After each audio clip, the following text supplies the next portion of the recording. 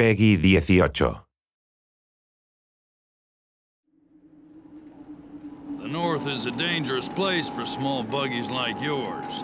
Afraid you're gonna need something with a little more muscle.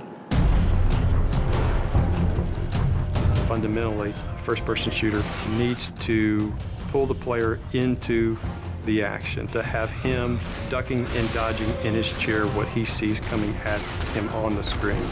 But with Rage, we've gone beyond that. There's so many different things to do. There's so many characters to interact with. There's this world to explore. There's vehicles to drive. So it just becomes immersive on so many levels that when the player is in it, he's engaged with not just the action, but the story, the characters, the world.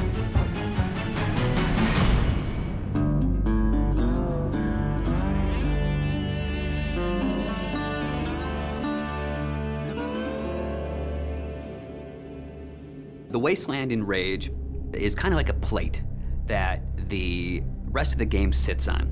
As you travel around, you'll discover that there's these entrances to bandit hideouts and mutant caves and old sewers and things. Listen, don't you go trekking around down there without some serious firepower. In Rage, we try to make the game open but directed.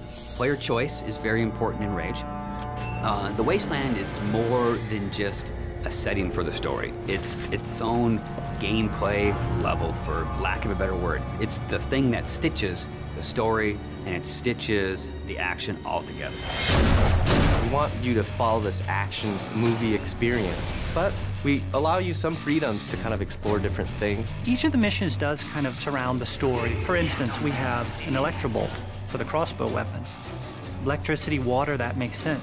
Well, Wellspring sits on top of a well. So the obvious gameplay thing is here, okay, you shoot the electrobolt in the water. It electrifies anybody that's in the water and they die. As you travel through the Wasteland, you meet very interesting, very over-the-top characters. Great! Muy bueno! We are simpático, eh? And we feel that creating memorable characters that offer you memorable missions really kind of helps drive the whole experience forward.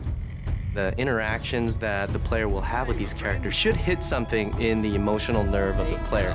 So we've gone that extra distance to make key characters really feel alive.